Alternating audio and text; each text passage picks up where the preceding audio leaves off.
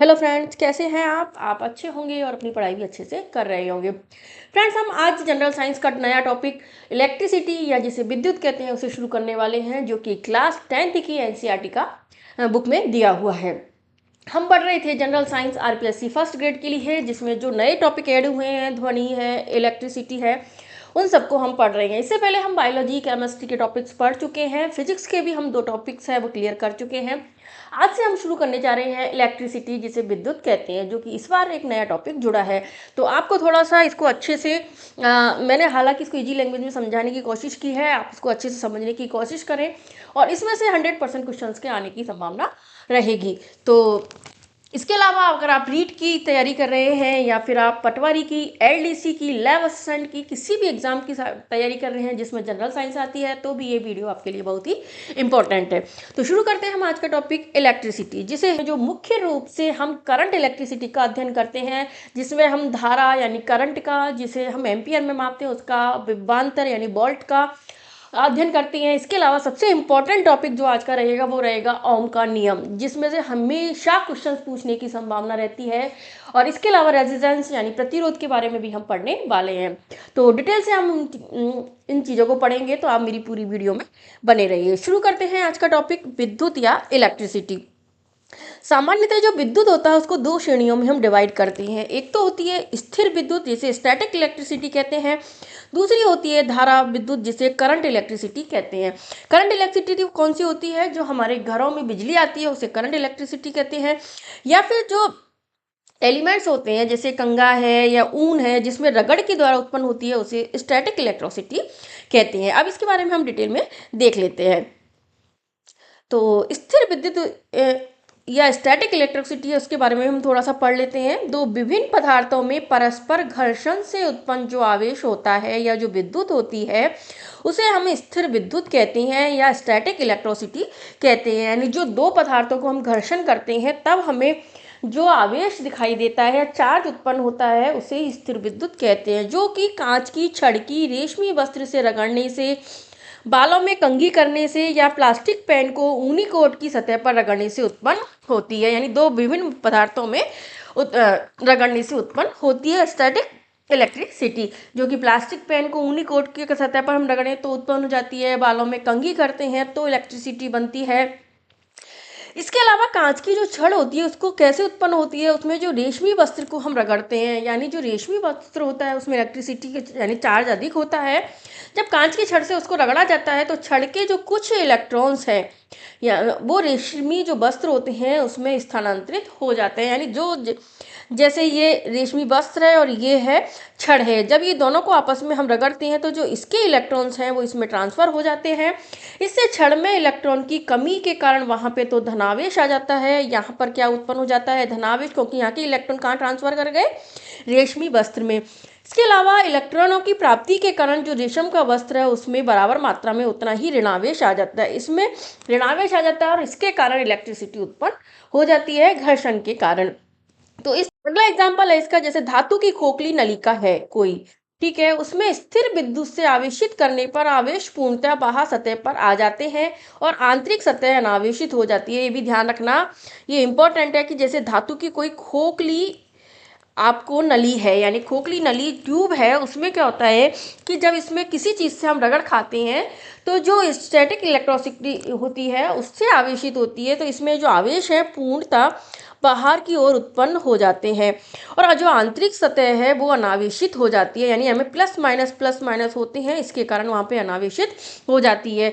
और यही कारण है, यही एक रीज़न है कि जो कार है उस पर जब बिजली गिरती है तो उसमें बैठे जो व्यक्ति हैं उस वो विद्युत के प्रभाव से बचे रहते हैं, क्योंकि जो कार होती है उसमें बैठे हुए व्यक्ति के बीच में एक फासला होता है, जो एक खोखला, क्योंकि कार का जो छत है और जो नीचे की सीट है उसके बीच में खोखलापन होता है, जिससे तड़ित से उत्पन्न जो समस्त आवेश है वो कार की छत पर ही रह जाता है और कार की जो बाह्य सतह है उस पर ही रहता है और आंतरिक सतह पर आवेश अनावेशित हो जाता है, जिसके कारण विद्युत के प्रभाव से बचे रहती हैं। तो आपको ये वाला जो एग्जाम्पल है, थोड़ा सा इम्पोर्टेंट है, आपको इसको याद रखना है। आपसे पूछ सकते हैं कि कार स्टेटमेंट के रूप में भी पूछा जा सकता है, क्योंकि कार में बैठे जो व्यक्ति होते हैं उन पर बिजली गिरने पर भी वो विद्युत के प्रभाव से क्यों बचे रहते हैं।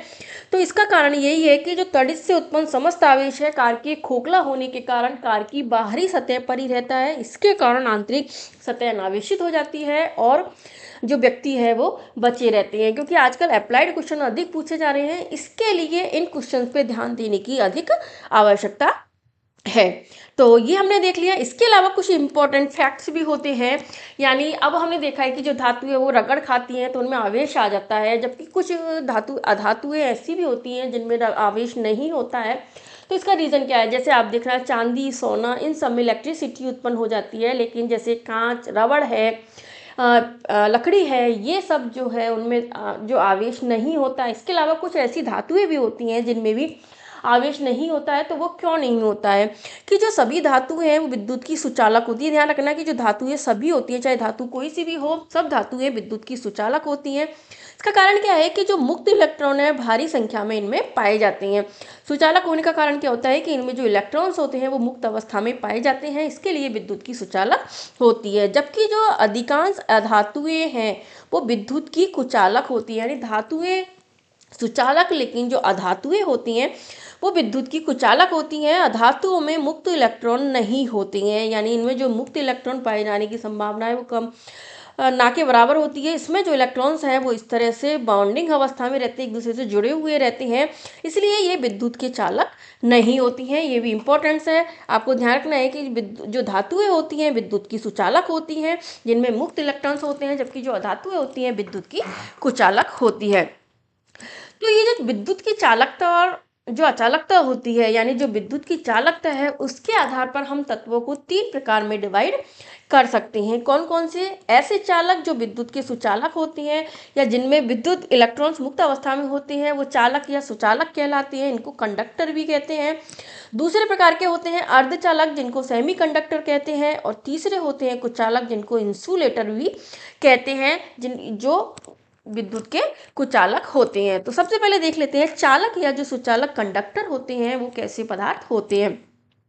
वे पदार्थ जिनसे होकर विद्युत आवेश सरलता से प्रवाहित होता है, यानी जिनमें करंट या जो इलेक्ट्रिसिटी आसानी से प्रवाहित हो जाती है, वो विद्युत के सुचालक या चालक या कंडक्टर उनको कहते हैं। जैसे आप देख लो सभी धातुएं हैं, जिसमें आप बोल सकते हैं लोहा है, चांदी है, तांबा है, सोना है, एल्युमिनियम है, ये सारे जो तत्व हैं, समस्त धातुएं हैं, जैसे चांदी, तांबा, सोना, एल्युमिनियम है, ये सब विद्युत के सुचालक होती हैं। तो सुचालक किनको बोलेंगे? जिनमें विद्युत का प्रवाह आसानी से होता है, वो विद्युत के सुचालक होते हैं। दूसरे प्रकार के तत्व होते हैं अर्धचालक। अर्धचालक क्या होते हैं? कुछ पदार्थ जिनको सेमीकंडक्टर भी कहते हैं, कुछ पदार्थ जैसे सिलिकॉन तथा जर्मेनियम। इंपॉर्टेंट है, ये दो तत्व बहुत अधिक इंपॉर्टेंट है, ये अर्धचालक होते हैं, ये विद्युत के अर्धचालक होते हैं। ये दोनों आपसे पूछे भी जा सकते हैं, क्योंकि ये एनसीईआरटी में भी दे रखे हैं। अर्धचालक उन पदार्थों को कहते हैं जिनकी विद्युत चालकता चालकों से तो कम होती है, किंतु अचालकों से अधिक होती है। यानी ऐसे पदार्थ जो विद्युत चालक पदार्थ होते हैं, उनसे उनकी चालकता कम होती है पर अचालकों से अधिक होती है।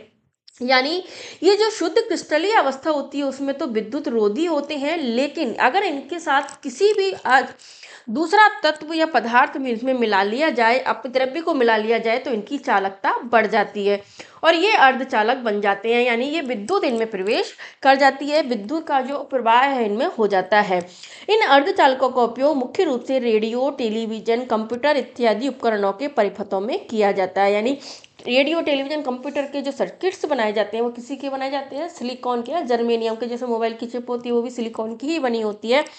इसका मुख्य उदाहरण है, दो उदाहरण तो आपको मैंने बता दिए, दो तत्व ये आपको इंपॉर्टेंट है, वेरी वेरी इंपॉर्टेंट, इसको लगा लेना, इनको तो आपको याद रखना ही है। इसके अलावा कुछ जैसे सिलिकॉन, जर्मेनियम तो हो गया, इसके अलावा कैडमियम सल्फाइड है, गैलियम है, आर्सेनाइड है, ये सारे जो तत्व होते हैं वो अर्धचालक कहलाते हैं। यानी जो शुद्ध अवस्था में तो विद्युत रोधी होते हैं, पर जिनमें ऐसे ही कोई अपद्रव्य इनमें मिला दिया जाए, कोई दूसरा पदार्थ मिला दिया जाए, तो ये विद्युत के चालक सुचालक बन जाते हैं, इसलिए इनको अर्धचालक कहते हैं। इसके अलावा एक परिपथ और बनता है इंटीग्रेटेड सर्किट या आईसी सर्किट, जो कहाँ हमारे लगा हो, हमने देखा होगा, कभी सुना होगा आपने कि आईसी सर्किट जड़ गया, जैसे टीवी में, रेडियो में, इनमें लगा होता है, जिसे समाकालिक परिपथ भी कहते हैं। ये किससे बना होता है? सिलिकॉन की एकल क्रिस्टल पट्टी से बना होता है और बहुकार्यात्मक अर्धचालक विन्यास युक्त यंत्र का कार्य करता है। यानी जो ये अर्धचालक का काम करता है और किसी भी परिपथ को जोड़ने के लिए ये आवश्यक होता है। तो किससे बना होता है, आपसे ये पूछेंगे, इंटीग्रेटेड सर्किट, तो ये सिलिकॉन यानी अर्धचालक से बना होता है। तीसरे प्रकार के पदार्थ होते हैं हमारे कुचालक। कुचालक इंसुलेटर इनको बोलते हैं। वे पदार्थ जिनसे विद्युत आवेश का प्रवाह नहीं होता है उनको हम कुचालक कहते हैं। इसमें आपको पता ही होगा कि जैसे लकड़ी है, रबर है, अफब्रक है, कागज है, ये ऐसे पदार्थ हैं जिनमें से होकर विद्युत का आवेश का प्रवाह नहीं होता है। जैसे अभ्रक एक धातु है, तो इनको आप बोल सकते हैं कि जो ये इंसुलेटर के रूप में काम करती हैं। अब हम पढ़ने वाले हैं करंट इलेक्ट्रिसिटी, या जिसको बोलते हैं विद्युत धारा या धारा विद्युत, जिसको हम बोल सकते हैं। धारा या विद्युत धारा क्या होती है? विद्युत धारा को एक एकांक समय में किसी विशेष क्षेत्र से प्रवाहित आवेश के परिमाण द्वारा व्यक्त किया जाता है। यानी आपको जब किसी एक क्षेत्र में आप आवेश को प्रवाहित करते हो तो वह जो आवेश प्रवाहित होता है उसे ही विद्युत धारा कहते हैं, या विद्युत आवेश के प्रवाह की दर को विद्युत धारा कहते हैं। ध्यान रखना, विद्युत धारा इलेक्ट्रिसिटी क्या होती है, करंट इलेक्ट्रिसिटी क्या होती है? विद्युत आवेश के प्रवाह की एक निश्चित समय में जो दर होती है वो विद्युत धारा कहलाती है। उन परिपथों में जिनमें धातु के तार का उपयोग होता है आवेशों के प्रवाह की रचना इलेक्ट्रॉन करते हैं। यानी जो धातु के तारों में जो विद्युत धारा प्रवाहित होती है, ध्यान रखना, धातु के जो तार होते हैं उनमें जो करंट आता है, करंट इलेक्ट्रिसिटी आती है, वो किसके उपस्थिति से होती है? इलेक्ट्रॉन्स के कारण आती है। किसके कारण आती है? इलेक्ट्रॉन्स के कारण आती है। ये भी इम्पोर्टेंट है। विद्युत धारा को धनावेशों का प्रवाह माना गया है। यानी करंट इलेक्ट्रिसिटी क्या है? एक तरह से विद्युत धनावेशों का प्रवाह है, और धनावेशों के प्रवाह की दिशा को ही विद्युत धारा की दिशा माना गया है। प्रवाहित होती है तो दो तरह के चार्ज है वो होती हैं। जब विद्युत धारा जो प्रवाहित होती है वो धनावेशों का प्रवाह होता है, ठीक है, और जिस दिशा में विद्युत धारा प्रवाहित हो रही है उसी दिशा में धनावेशों का प्रवाह भी होता है। लेकिन किसी विद्युत परिपथों में इलेक्ट्रॉन जो ऋणावेश होते हैं, इलेक्ट्रॉन क्या होते हैं? इसमें इलेक्ट्रॉन्स ऋणावेश होते हैं, वो प्रवाह की दिशा के विपरीत दिशा को विद्युत धारा की दिशा माना जाता है। यानी कैसे समझ सकते हो कि धनावेशों का जो प्रवाह होता है, जैसे इस दिशा में धनावेशों का प्रवाह होता है तो विद्युत धारा भी वो है वो इसी दिशा में प्रवाहित होती है। लेकिन जब इलेक्ट्रॉन्स है इसके विपरीत दिशा में प्रवाहित होते हैं। तो इलेक्ट्रॉन जब इसके विपरीत दिशा में प्रवाहित हो रहे हैं तो इसके विपरीत, इलेक्ट्रॉन की विपरीत दिशा कौन सी हो गई? ये वाली दिशा हो गई। तो इसको की धारा की दिशा माना जाता है। हालांकि ये लाइन है एनसीईआरटी में दे रखी है, इसके लिए इसको ऐसे कैसे मैंने लिखा है, क्योंकि पूछ सकते हैं आपसे कथन के रूप में, स्टेटमेंट के रूप में, कि इलेक्ट्रॉन जो ऋणावेश है कि प्रवाह की दिशा के विपरीत दिशा को विद्युत धारा की दिशा माना जाता है। तो इसको एक हम कैलकुलेशन के द्वारा भी व्यक्त करते हैं कि किसी चालक, जैसे कोई भी पदार्थ है, किसी भी चालक में किसी भी अनुप्रस्थ काट समय t में, जब हम किसी चालक की अनुप्रस्थ काटते हैं t समय में, तो उस पर नेट q आवेश मान लेते हैं। उसमें कौन सा आवेश प्रवाहित हो रहा है? q आवेश प्रवाहित हो रहा है। तो उस अनुप्रस्थ काट में प्रवाहित विद्युत धारा को हम कैसे लिख सकते हैं? तो विद्युत धारा कौन सी है? इसमें I है, जिसे हम I बराबर Q अपॉन T से व्यक्त करते हैं। इंपॉर्टेंट है, I बराबर Q अपॉन T से, यानी I यानी धारा हो गया, धारा बराबर आवेश बटे समय से हम इसको व्यक्त करते हैं। यानी एक निश्चित समय प्रवाहित किसी चालक में विद्युत धारा है वो आवेश बटे समय से प्रवाहित होती है। तो आवेश जो होता है उसका SI मात्रक क्या होता है? उसका SI मात्रक कूलाम होता है, जिसे C से व्यक्त करते हैं, जो लगभग 6 × 10 इलेक्ट्रॉनों में समाये आवेश के तुल्य होता है। कितने इलेक्ट्रॉन्स के बराबर होता है ये जो आवेश? लगभग 6 × 10⁸ इलेक्ट्रॉन्स के बराबर होता है। और एक इलेक्ट्रॉन पर आवेश कितना होता है? 1.6 × 10⁻⁹ कूलाम आवेश होता है। तो ये भी आपको याद रखना है और ये भी आपको याद रखना है। ठीक है। तो ये तो हो गई आवेश के बारे में बात। अब हम बात करते हैं, हम जो पढ़ रहे थे धारा। धारा क्या है, जो हमने पढ़ी थी, धारा को हम आई से व्यक्त करते हैं। इसका मात्रक क्या होता है, इसका मात्रक एम्पियर में व्यक्त किया जाता है। ध्यान रखना, इसको पूछ सकते हैं। धारा का मात्रक किस में व्यक्त किया जाता है, एम्पियर में व्यक्त किया जाता है, जिसे हम ए से व्यक्त करते हैं। इसका मात्रक नाम आद्रे मेरी एम्पियर, जो एक नामक फ्रांसीसी वैज्ञानिक थे, उनके नाम पर रखा गया है। यानी इनका नाम किस पे, आद्रे मेरी एम्पियर एक वैज्ञानिक थे जिन्होंने धारा शब्द दिया था, उन्हीं के नाम पे इनका मात्रक एम्पियर, विद्युत धारा का मात्रक क्या है, एम्पियर रखा गया है। और आवेश का मात्रक क्या है, कूलाम, जिसे सी से व्यक्त करते हैं। ठीक है। तो हम क्या बोल सकते हैं कि एक एम्पियर विद्युत धारा की रचना की प्रति सेकंड एक कूलाम आवेश के प्रवाह से होती है। यानी धारा क्या होती है, I बराबर Q/T होती है। ओके।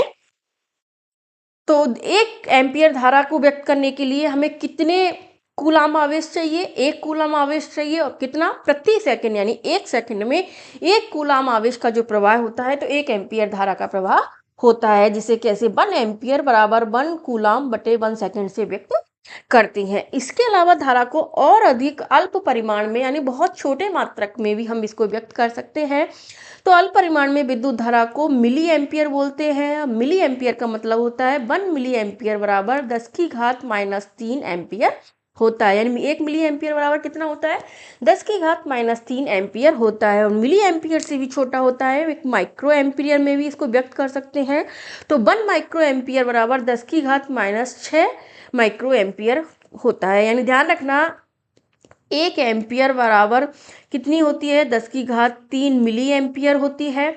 और एक एम्पियर बराबर 10⁻⁶ माइक्रो एम्पियर होती है। या फिर एक माइक्रो एम्पियर बराबर 10⁻⁻⁶ एम्पियर होती है। दोनों चालक तार में एक एम्पियर की विद्युत धारा प्रवाहित हो रही है, तो हम क्या बोल सकते हैं कि उस तार में प्रति सेकंड, क्या उस तार में प्रति, क्योंकि इलेक्ट्रॉनों का प्रवाह होता है, तो उस तार में कितने 6.25 इंटू 10⁻18 इलेक्ट्रॉन एक सिरे से प्रविष्ट होते हैं और उतने ही इलेक्ट्रॉन दूसरे सेकंड से इसमें बाहर निकल रहे हैं। यानी एक एम्पियर विद्युत धारा का मतलब हो गया 6.25 इंटू 10⁻18 इलेक्ट्रॉन प्रति सेकंड निकल रहे हैं, प्रति सेकंड प्रवेश कर रहे हैं। विद्युत परिपथ में धारा का लगातार प्रवाह प्राप्त करने के लिए विद्युत वाहक बल इलेक्ट्रोमोटिव फोर्स की ईएमएफ की आवश्यकता होती है। यानी एक बल कार्य करता है, जो विद्युत धारा होती है वो आगे हम पढ़ेंगे एक पूरे विद्युत परिपथ के अंदर काम करती है। तो विद्युत परिपथ में जब हम काम करती है तो उसमें लगातार धारा का प्रवाह बना रहे, उसके लिए उस पर एक बल कार्य करता है। उस बल को क्या बोलती हैं, ईएमएफ या इलेक्ट्रोमोटिव फोर्स उसको बोलते हैं, जिसे विद्युत सेल या जनरेटर के द्वारा प्राप्त किया जाता है। किसके द्वारा, जनरेटर या विद्युत सेल के द्वारा हम प्राप्त करते हैं।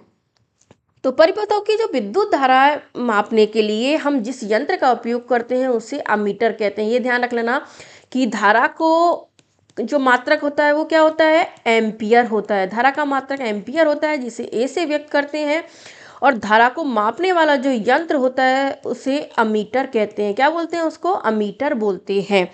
इसे सदैव जिस परिपथ में विद्युत धारा मापनी होती है उसके श्रेणी क्रम में संयोजित करते हैं। यानी जो यंत्र होता है, यानी धारा मापने के लिए जो यंत्र है वो हमेशा श्रेणी क्रम में लगाते हैं। ये आगे हम पढ़ेंगे कि श्रेणी क्रम और समांतर क्रम क्या होता है, लेकिन आपको ध्यान रखना है कि धारा को हमेशा मापने के लिए जो यंत्र लगे होते हैं वो कौन से क्रम में लगे रहते हैं। वेरी वेरी इंपॉर्टेंट लगा लेना इसको, वेरी वेरी इंपॉर्टेंट, श्रेणी क्रम में लगे होते हैं। यानी श्रेणी क्रम से मतलब है कि जो परिपथ काम करता है वो धारा इस तरह से इनमें एक प्रवाहित होती है, यानी एक ही दिशा में प्रवाहित होती है, एक दूसरे से तार जुड़े हुए होते हैं, उसे श्रेणी क्रम कहते हैं, जिसके बारे में आगे हम डिटेल में पढ़ने वाले हैं।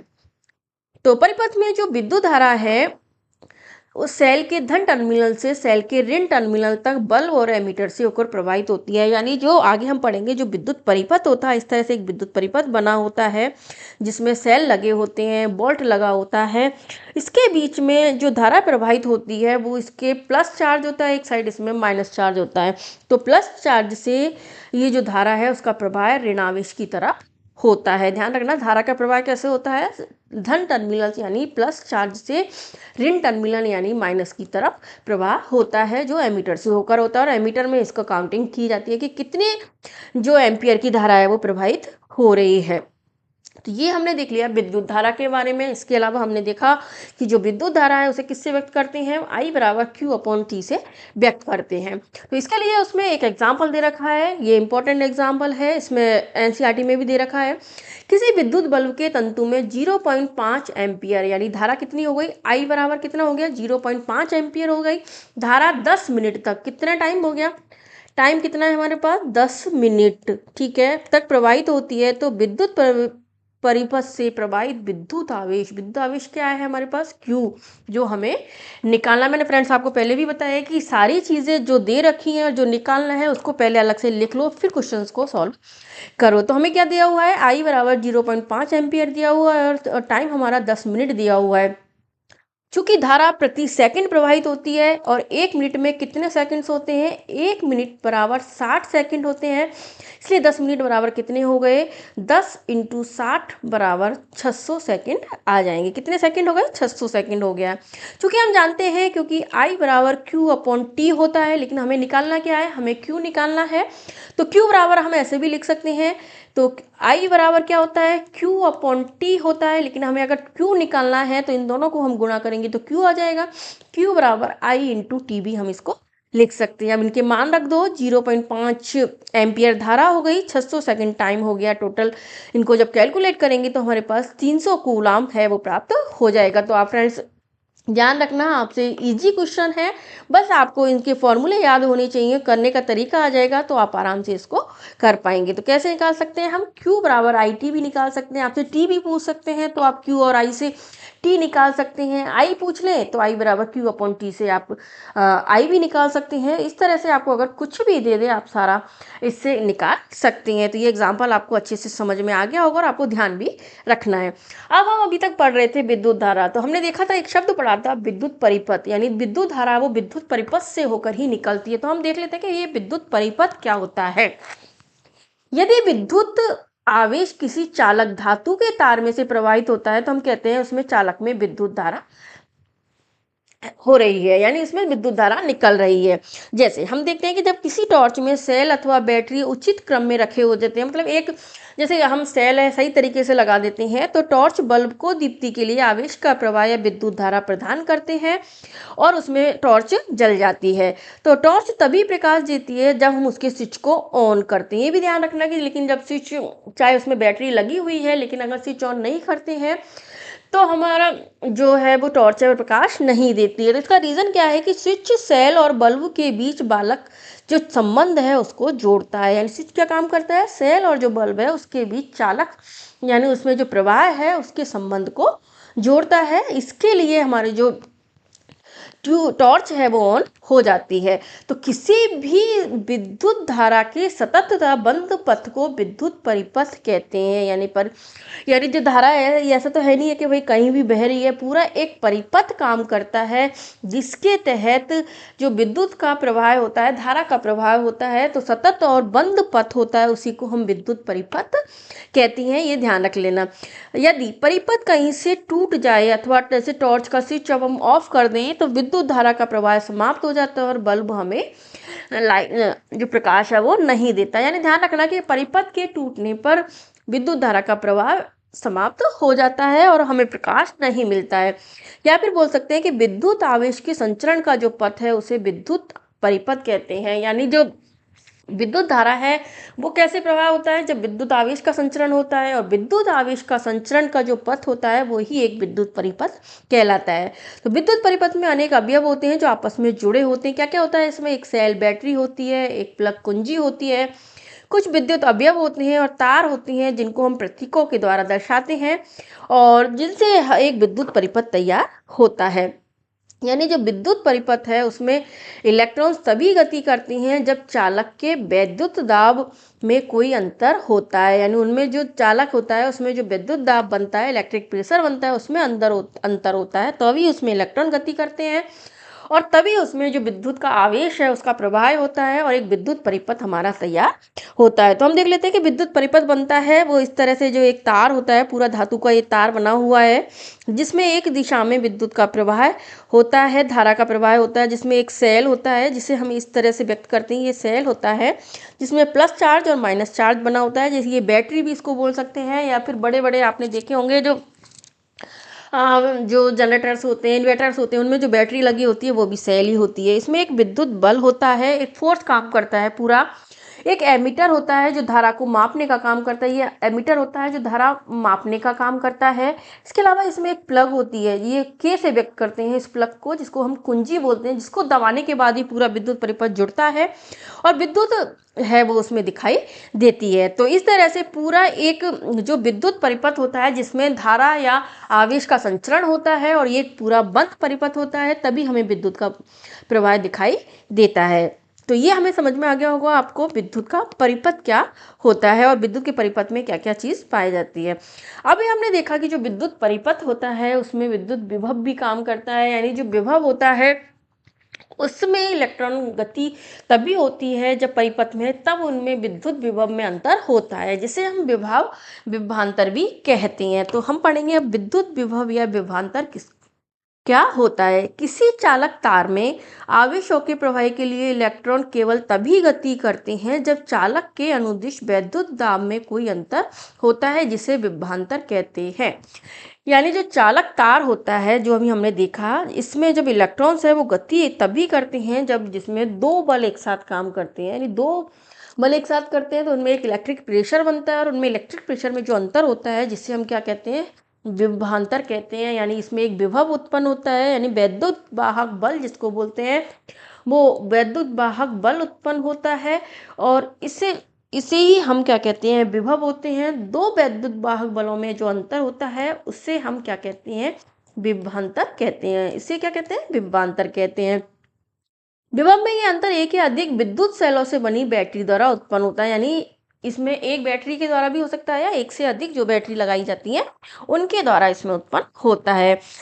किसी सेल के भीतर होने वाली जो रासायनिक अभिक्रिया है सेल के टर्मिनलों के बीच विभवांतर उत्पन्न कर देती है। अब ध्यान ना कि जो बैटरी लगी होती है उसमें दो रॉड्स होती हैं, एक धनावेश की होती है और एक ऋणावेश की होती है, ठीक है। अब ये जो धनावेश ऋणावेश की रोड होती है जिसमें इलेक्ट्रॉन्स कभी धनावेश की तरफ जाते हैं, ज़्यादा हो जाते हैं तो धनावेश से ऋणावेश की तरफ जाते हैं, इसके कारण इन दोनों में एक बल उत्पन्न होता है और ये जो बल होता है ये कहीं पे अधिक कहीं पे कम होता है, जो कि इन दोनों के जो इलेक्ट्रिक प्रेशर है उसमें अंतर उत्पन्न कर देता है और उसमें विभवांतर उत्पन्न हो जाता है। और ऐसा इससे ये केवल रासायनिक अभिक्रिया जिसमें चलती रहती है उसके कारण होता है, जब सेल में कोई विद्युत धारा नहीं ली जाती है। यानी ध्यान रखना कि जब इसको स्विच ऑन नहीं होता है तब ये प्रक्रिया इसमें अंदर चलती रहती है।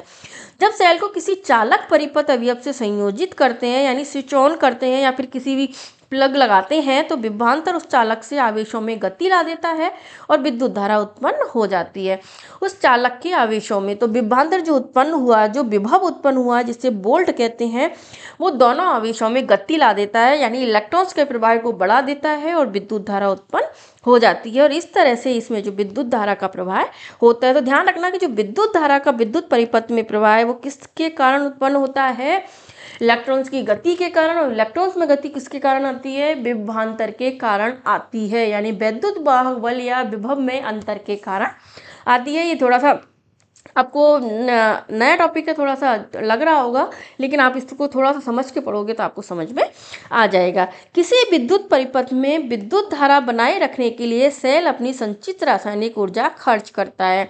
यानी आप क्या कहते हैं कि जैसे कई सेल ऐसे होते हैं, जैसे हमारे मोबाइल में लगा हुआ सेल है, टॉर्च की बैटरी में लगा हुआ सेल है, इनके अंदर जो ये पहले क्या है, जैसे केमिकल एनर्जी है, इनमें जो केमिकल्स होते हैं उनके द्वारा एक दूसरे में ट्रांसफर होकर विद्युत वाहक बल उत्पन्न होता है। तो केमिकल एनर्जी को हम ये खर्च करते हैं और इसके द्वारा ये विद्युत धारा को बनाए रखती हैं। किसी धारावाही विद्युत परिपथ के दो बिंदुओं के बीच विद्युत विभवांतर जो होता है उसको एक कार्य के द्वारा परिभाषित किया जाता है। यानी जो विद्युत परिपथ में जो दो बिंदु हैं, जैसे हमने देखा ये जो विद्युत परिपथ हमारा बना है इसमें दो बिंदु होते हैं, इन एक प्लस का और एक माइनस का, जो इनके बीच में जो विभवांतर उत्पन्न हुआ है उसके लिए एक कार्य किया जाता है, जो एक एकांक आवेश को एक बिंदु से दूसरे बिंदु तक लाने में किया जाता है। यानी विद्युत विभवांतर उत्पन्न करने के लिए जो बैटरी होती है उसमें जो है वो कार्य किया जाता है। वो कार्य क्या होता है, एकांक जो आवेश होता है उसको एक बिंदु से दूसरे बिंदु तक लाने में किया जाता है। जो चार्ज होता है, इलेक्ट्रॉन्स का जो प्रवाह है वो एक बिंदु से दूसरे बिंदु तक जाते हैं। उस दौरान जो कार्य किया जाता है, उसके लिए जो कार्य किया जाता है उसे हम कार्य कहते हैं, जिसे कार्य से व्यक्त किया जाता है, जो एक आवेश से को एक बिंदु से दूसरे बिंदु तक लाने में किया जाता है। तो इसे कैसे व्यक्त कर सकते हैं कि दो बिंदुओं के बीच का जो विभवांतर है, जिसे हम किससे व्यक्त करते हैं, बी से व्यक्त करते हैं, वो किया गया कार्य बटे आवेश होता है। क्या होता है, किया गया कार्य बटे आवेश होता है। यानी बी विभवांतर को किससे व्यक्त करते हैं, बी बराबर W/K या W बटे Q से व्यक्त करती हैं, जो कार्य बटे आवेश होता है। विद्युत विभवांतर का जो एसआई मात्रक होता है वो क्या होता है, वोल्ट, जिसे बी से व्यक्त करते हैं, ध्यान रखना वोल्ट होता है, जिसे इटली के भौतिक विद्या अलेस्सांद्रो वोल्टा के नाम पर रखा गया है। किसके नाम पर रखा गया है, ध्यान रखना है। विद्युत धारा का मात्रक एम्पियर है और जो विभवांतर होता है उसका मात्रक क्या होता है, वोल्ट होता है, जिसे अलेस्सांद्रो वोल्टा के नाम पर रखा गया है। यदि किसी विद्युत धारावाही चालक के दो बिंदुओं के बीच एक कूलाम आवेश को, यानी कोई भी हमारा जो विद्युत परिपथ है उसमें दो बिंदु के, जैसे ये दो बिंदु है, इन दो बिंदुओं के बीच अगर आवेश है, उसको एक कितना आवेश लाना है हमें, एक कूलाम आवेश। एक कूलाम आवेश के लिए कितना कार्य किया जाता है, 1 जूल कार्य किया जाता है। कितना कार्य, 1 जूल कार्य किया जाता है। तो बिंदुओं के बीच विभवांतर कितना माना जाएगा, 1 वोल्ट होगा। विभवांतर कितना होगा, फिर उसमें 1 वोल्ट विभवांतर माना जाएगा। तो कैसे व्यक्त कर सकते हैं इसको, 1 वोल्ट बराबर 1 जूल बटे 1 कूलाम से हम इसको व्यक्त कर सकते हैं, क्योंकि हमारा विभवांतर बराबर क्या होता है, किया गया कार्य बटे आवेश होता है, जिससे हम 1 वोल्ट बराबर 1 जूल बटे 1 कूलाम से व्यक्त कर सकते हैं। या फिर इसको ऐसे भी लिख सकते हैं, चूंकि कूलाम का मात्रक क्या होता है, C होता है, जूल का मात्रक क्या होता है, J होता है। तो कैसे लिख सकते हैं हम इसको, 1 वोल्ट बराबर 1 जूल पर इनवर्स सेकंड भी लिख सकते हैं, जिसे पर इनवर्स कूलाम भी इसको लिख सकते हैं। विभवांतर माप की एक यंत्र द्वारा की जाती है, जिसे वोल्ट मीटर कहते हैं, और विभवांतर को जिस यंत्र द्वारा मापा जाता है उस यंत्र को क्या कहते हैं, हम उसको वोल्ट मीटर कहते हैं। ध्यान रखना है, ये पूरा जो टॉपिक है इम्पोर्टेंट है, ये टॉपिक आपको अच्छे से लर्न होना चाहिए, चाहे 2 बार पढ़ो 3 बार पढ़ो, क्योंकि ऐसे टॉपिक जो होते हैं उनमें से क्वेश्चंस को पूछने की संभावना ज़्यादा होती है। वोल्ट मीटर को सदैव उन बिंदुओं से पार्श्व क्रम में यानी समानांतर क्रम में संयोजित करते हैं जिनके बीच विभवांतर मापना होता है। हमने देखा जो धारा होती है उसको, जो यंत्र एमीटर होता है उसको श्रेणी क्रम में संयोजित करते हैं, लेकिन जो वोल्ट मीटर होता है उसको किस में संयोजित करते हैं, उसको समानांतर क्रम में, यानी एक दूसरे के इस तरह से समानांतर क्रम में संयोजित करते हैं। ध्यान रखना, दोनों अलग चीज़ है, श्रेणी क्रम और समानांतर क्रम, जिसके बारे में हम डिटेल में आगे पढ़ेंगे। तो ध्यान रखना, वोल्ट मीटर को हमेशा समानांतर या पार्श्व क्रम में संयोजित करते हैं, और जो अमीटर होता है या धारा होती है उसे श्रेणी क्रम में संयोजित किया जाता है। इसके आधार पर एक एग्जाम्पल है, जो हमने क्वेश्चन जो हमने फॉर्मूले देखे हैं उसके आधार पर। तो 12 वोल्ट का एक विभवांतर दो बिंदुओं के बीच में 2C आवेश, कितना आवेश, 2C आवेश, तो आवेश क्या हो गया, कूलाम कितना हो गया, 2C, कितना कार्य किया जाता है, क्या निकालना है हमको, W निकालना है। विभवांतर कितना है हमारे पास, 12 वोल्ट है, तो विभवांतर कितना है, 12 वोल्ट है। दो बिंदुओं के बीच जो आवेश है यानी C है हमारे पास, या Q भी बोल सकते हैं उसको, कितना है, 2 कूलाम है। तो किया गया कार्य W बराबर क्या हो जाएगा, W बराबर B इंटू क्यू हो जाएगा। चूंकि B बराबर क्या होता है, W बटे Q होता है, तो W हमें निकालना है तो क्या हो जाएगा, V इंटू क्यू हो जाएगा। मान रख दो W बराबर वोल्ट 12 वोल्ट है, कूलाम हमारे पास 2C है, तो कितना कार्य हो गया, 24 जूल कार्य किया जाता है। छोटे छोटे देखा कि जो विद्युत परिपथ है, अमीटर होता है, वोल्ट मीटर उसमें लगा होता है, लेकिन उसमें जो विद्युत परिपथ का जो पूरा एक आरेख बनाया जाता है वो कई सारी चीज़ों से मिलकर बना होता है। हमने देखा था ना कि ये जो एक पूरा एक तरह से तार जुड़ा होता है और ये पूरा परिपथ बना होता है, जिसमें इस तरह से कई सारे चिन्ह हैं उसमें लगे हुए होते हैं। तो ये जो लगे हुए होते हैं विद्युत परिपथ में आरेख बनता है, उस में जो प्रतीकों के रूप में इसको व्यक्त किया जाता है, उन प्रतीकों के बारे में भी हम देख लेते हैं। यानी कोई विद्युत परिपथ एक सेल अथवा एक बैटरी, एक प्लग कुंजी, विद्युत अवयव और संयोजी तारों से मिलकर बना होता है। इन चीज़ों से मिलकर बना होता है। जब विद्युत परिपथों का ऐसा आरेख खींचना सुविधाजनक होता है जिससे परिपथ के विभिन्न अवयवों को सुविधाजनक प्रतीकों द्वारा बताया जाता है। तो इसमें देख लेते हैं, एनसीईआरटी में बता रखा है कि किसको किस चीज़ से व्यक्त करते हैं। जैसे ये विद्युत सेल है, उसको कैसे व्यक्त करती हैं? दो चार्ज है, एक छोटा और बड़ा, बड़ा वाला प्लस और छोटा वाला जो है वो माइनस से व्यक्त किया जाता है। बैटरी अथवा सेलों का संयोजन, दो से अधिक अगर सेल जुड़े हुए हों तो एक दूसरे के साथ इस तरह से इनको व्यक्त करते हैं, ऐसे व्यक्त करते जाते हैं। ठीक है। प्लग या जो कुंजी है उसको क्रॉस के चिन्ह से व्यक्त करते हैं, लेकिन अगर कुंजी बंद है तो उसको इस तरह के जो प्रतीक है उससे व्यक्त करती हैं। तार संधि है, तार एक दूसरे से जुड़ी हुई है, उसको इस तरह से व्यक्त करते हैं। और बिना क्रॉसिंग के जो तार होते हैं उनको उससे व्यक्त करती हैं। विद्युत बल्ब जो जुड़ा होता है उसको इस तरह से व्यक्त करती हैं। जो जलता है तब हमें पता चलता है विद्युत परिपथ में जो लगा होता है। प्रतिरोधक इसमें लगा होता है, उस प्रतिरोधक को हम आगे बढ़ेंगे। प्रतिरोधक को हम इस तरह से व्यक्त करते हैं, इस तरह से व्यक्त करते हैं। और एक परिवर्ती प्रतिरोधक या धारा नियंत्रक होता है जो प्रतिरोध को कम करता है, उसे भी हम इस तरह से व्यक्त करते हैं, या तो इस तरह से या इस एरो से व्यक्त करते हैं। एमीटर को मैंने बता दिया आपको, इस तरह से व्यक्त करते हैं। और जो बोल्ट होता है उसको इस तरह से व्यक्त करते हैं। इसमें दोनों आपको पता होगा, इसको कैसे क्रम में जोड़ते हैं? हम श्रेणी क्रम में संयोजित करते हैं। और इसको कौन से पार्श्व क्रम या समानांतर क्रम में संयोजित करती हैं? दोनों ध्यान रख लेना आप, इम्पोर्टेंट है इसलिए बार बार बता रही हूँ। इनको हम पार्श्व क्रम में संयोजित करते हैं। ये हमने देख लिया। इसके बाद आगे है हमारा कुछ इंपॉर्टेंट पॉइंट्स और हैं कि जैसे एक विद्युत परिपथ में निक्रोम का तार, हाँ अभी तक हम पूछ रहे थे धातु का तार, धातु का तार, हम तो धातु का तार कौन सा अधिकतर इसमें यूज किया जाता है? निक्रोम धातु का तार यूज किया जाता है। आपसे पूछ सकते हैं कि विद्युत परिपथ में कौन सा तार? निक्रोम का तार यूज किया जाता है, जो धातु मिश्र धातु से बना होता है। ये जो निक्रोम है वो किस किस से मिलकर बनी होती है? निकेल, क्रोमियम, मैंगनीज और आयरन से मिलकर बनी एक मिश्र धातु होती है। ध्यान रखना, निक्रोम का जो तार है वो किससे? निकेल, क्रोमियम, मैंगनीज और आयरन की मिश्र धातु है। अगर आपको ऐसे भी जानिए तो मैं आपको एक ट्रिक बता देती हूँ जिससे आप इसको याद कर सकते हो। कैसे? जैसे एन से निकिल हो गया, आई से आयरन हो गया, सी आर से क्रोमियम हो गया और एम से इसमें मैंगनीज हो गया। तो चार धातुओं से मिलकर बनी होती है निक्रोन, निकिल, क्रो से क्रोम, एन से मैंगनीज और एक आयरन से मिलकर बनी होती है। इसकी स्पेलिंग है नाइक्रोम, जिससे आपको पता चल जाएगा कि चारों मिश्र धातु, ये चार धातुओं से मिलकर एक मिश्र धातु बनी होती है। अब एक सबसे इम्पोर्टेंट पार्ट है जिसमें से 100% क्वेश्चन आने की संभावना रहेगी, वो है विद्युत के लिए ओम का नियम। ओम का नियम जो कि प्रतिरोध को बताता है। ओम का नियम जिससे हम अमिट एम्पियर धारा, वोल्ट मीटर और प्रतिरोधक के बीच संबंध ज्ञात करते हैं। तो ये है ओम का नियम। क्या होता है हम उसके बारे में पढ़ेंगे। 1827 में जर्मन के एक भौतिक विज्ञानी थे लार्ज साइमन ओम। उन्होंने बताया था कि किसी धातु में जो धारा प्रवाहित होती है उसके सिरों के बीच में जो विभवांतर है उसके बीच संबंध का पता लगाया। यानी जो धारा आई होती है और जो वोल्ट होता है उनके बीच में क्या संबंध होता है उसके बारे में किसने बताया था? लॉर्ड साइमन ओम ने बताया था। तो एक जो विद्युत परिपथ में धातु के तार है उनके दो सिरों के बीच में उत्पन्न विभवांतर है जिसे हम किससे व्यक्त करते हैं? बी से।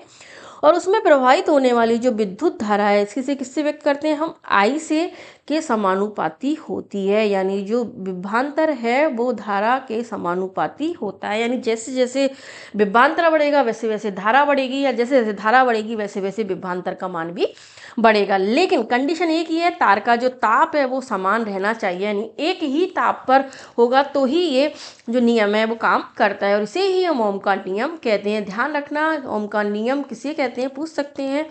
ओम के नियम की परिभाषा पूछ सकते हैं, ओम के नियम के जो प्रतीक हैं उनके बारे में पूछ सकते हैं। यानी दो सिरों के बीच विभवांतर उसमें प्रवाहित होने वाली विद्युत धारा के समानुपाती होता है, इसे हम ओम का नियम कहते हैं। केवल एक शर्त है, तार का ताप समान होना चाहिए। यानी B is proportional to I। अब B is proportional to I है तो I को हटाने के लिए हमें एक कांस्टेंट यूज करना पड़ेगा। तो हम इसको ऐसे भी लिख सकते हैं, B अपॉन आई बराबर आर या सॉरी बी बराबर आई बराबर कांस्टेंट है। तो कांस्टेंट को उन्होंने किससे व्यक्त किया था, आर से व्यक्त किया था। तो इसको ऐसे भी लिख सकते हैं, बी अपॉन आई बराबर आर भी हम लिख सकते हैं। तो बी अपॉन आई बराबर आर भी लिख सकते हैं, या फिर आप इसको ऐसे भी लिख सकते हैं, बी अपॉन आई बराबर आर, यानी आर को आई से भी गुणा करेंगे तो बी बराबर क्या हो जाएगा, आई आर भी लिख सकते हो। तो आर क्या हो गया, एक कांस्टेंट है जिससे प्रतिरोध कहते हैं, और आई धारा है, बी विभवांतर होता है, यानी बी अपॉन आई बराबर नियतांक है और बी आई अपॉन आई बराबर आर जिससे व्यक्त करते हैं। नियतांक को क्या बोला इन्होंने, आर बोला है, तो बी बराबर आई आर से भी हम लिख सकते हैं। आपको ये जो सारे फॉर्मूले अच्छे से याद होने चाहिए, किसी भी तरह से इसमें क्वेश्चन पूछे जा सकती हैं। इसके लिए मैं आपको इसको जोड़ करके बता रही हूँ। आपको ये सारी चीज़ पता होनी चाहिए कि बी बराबर क्या होता है, आई बराबर क्या होता है, आर बराबर क्या होता है। तो ध्यान रखना, बी बराबर क्या आ गया हमारे पास मान, बी बराबर आई अपॉन आर, आई बराबर आई सॉरी बी बराबर आई इंटू आर होता है। आगे देखें कि समीकरण में जो दिया गया धातु है उसके लिए दिए गए ताप पर आर एक नियतांक है, जिसे हम क्या कहते हैं, तार का प्रतिरोध कहते हैं। क्या कहते हैं, आर को रेसिस्टेंस बोलते हैं, यानी तार का प्रतिरोध इसको कहा जाता है। प्रतिरोध क्या है, किसी चालक का वह गुण कि वह अपने में प्रवाहित होने वाले आवेश के प्रवाह का विरोध करता है। ध्यान रखना, जब भी किसी परिपथ में विद्युत धारा प्रवाहित होती है, तो अगर लगातार विद्युत धारा का प्रवाह होता जाएगा तो इलेक्ट्रिसिटी की मात्रा धीरे धीरे बढ़ती चली जाएगी।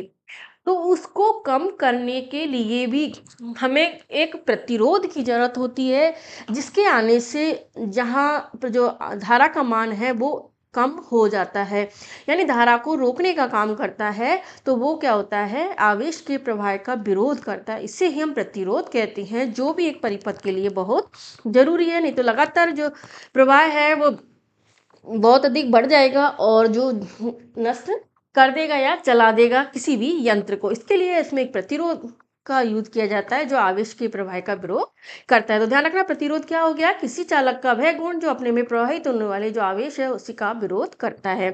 प्रतिरोध का ऐसा ही मात्रक ओम होता है। क्या होता है प्रतिरोध का ऐसा ही मात्रक, ओम है, जिसे ग्रीक भाषा में इससे शब्द से निरूपित किया जाता है, जिसे ओम ही कहा जाता है। तो ओम के नियम के अनुसार क्या हो गया, आर बराबर बी अपॉन आई होता है। चूंकि हमने देखा था बी बराबर आई इंटू आर होता है, तो हमें आर निकालना है, तो आर बराबर ये इसके बटे में चला जाएगा, तो बी अपॉन आई होता है। आर बराबर, ओम के नियम क्या कहता है, आर बराबर बी अपॉन आई होता है। तो यदि किसी चालक के दोनों सिरों के बीच विभवांतर 1 वोल्ट है, उसमें 1 एम्पियर विद्युत धारा प्रवाहित होती है, तो उस चालक का प्रतिरोध कितना होता है, 1 ओम होता है। ध्यान रखना, तीनों समीकरण आपको ये याद होने चाहिए। मैं आपको बार बार बता रही हूँ कि बी बराबर क्या होता है, आर बराबर क्या होता है और आई बराबर क्या होता है। तो दो तो हमने देख लिए कि बी बराबर आई आर होता है। आप एक भी याद करोगे तो आप उल्टा सीधा करके निकाल भी सकते हो। तो आर बराबर क्या हो जाएगा, आर बराबर बी अपॉन आई होता है। ये हमको याद हो गया, ठीक है। और यही ओम का नियम होता है, जिसे हम कैसे व्यक्त कर सकते हैं, एक ओम यानी एक ओम बराबर 1 वोल्ट बटे 1 एम्पियर, यानी आर बराबर बी अपॉन आई से व्यक्त करते हैं। चूंकि बी बराबर आई आर होता है, तो आई बराबर क्या लिख सकते हैं हम, बी बटे आर भी लिख सकते हैं। तीनों याद हो गया आपको, बी बराबर क्या, आई आर हो गया, और आर बराबर क्या हो गया, बी बटे आई हो गया, और इसी तरह आई बराबर क्या हो गया, बी बटे आर हो गया। तो ये तीनों आपको वोल्ट, प्रतिरोध, एम्पियर तीनों आपको पता होने चाहिए, और यही ओम का नियम होता है।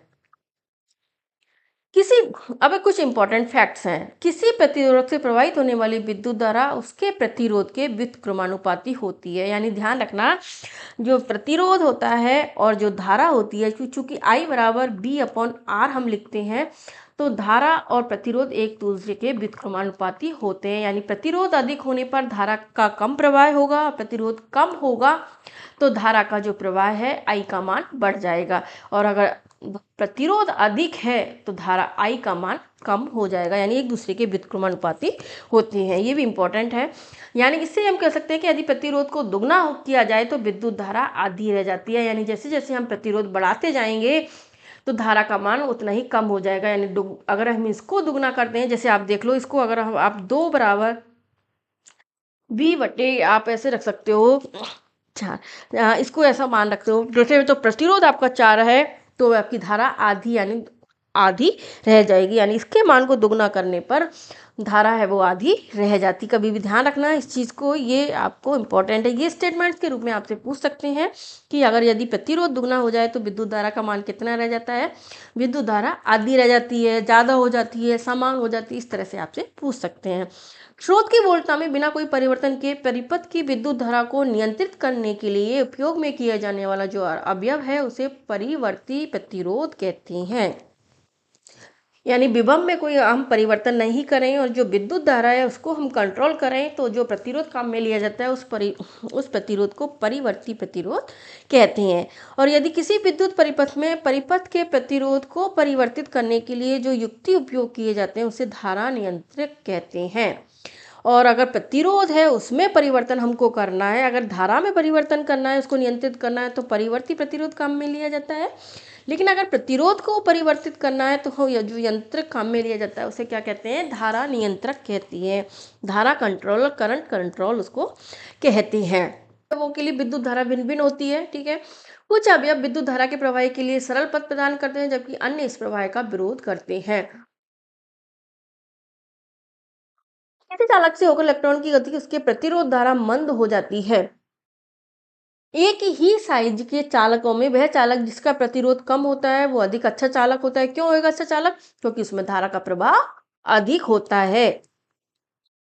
यानी जिसमें धारा का प्रवाह अधिक होता है उसमें प्रतिरोध कम होता है, और जो पर्याप्त प्रतिरोध रखता है वो प्रतिरोधक कहलाते हैं और उसमें धारा का प्रवाह कम होता है। यानी सम साइज के यानी समान साइज का वह अवयव जो उच्च प्रतिरोध लगाता है वो हीन चालक कहलाता है। यानी वह चालक अच्छा नहीं होता है क्योंकि उसमें प्रतिरोध अधिक होता है तो धारा का प्रवाह कम होता है, तो वो अच्छा चालक नहीं होता है। लेकिन प्रतिरोध कम होता है तो वो अच्छा चालक कहलाता है, ठीक है। अब हम एक तरह से इसमें एक चीज़ और बता सकते हैं, ग्राफ के रूप में भी इसमें व्यक्त किया जा सकता है। हालांकि आपसे पूछा नहीं जाएगा लेकिन फिर भी अगर पूछ लें तो, कि जो धारा और जो विभवांतर है, वोल्ट है, उसके बीच में क्या संबंध होता है। यानी जो धारा होती है, जो एम्पियर से हम इसको व्यक्त करते हैं, और विभवांतर के बीच में एक ग्राफ खींचा जाए तो दोनों के बीच में जो ग्राफ है वो एक सीधी रेखा के रूप में हमको प्राप्त होता है। क्यों? क्योंकि हमने देखा था B is proportional to I होता है।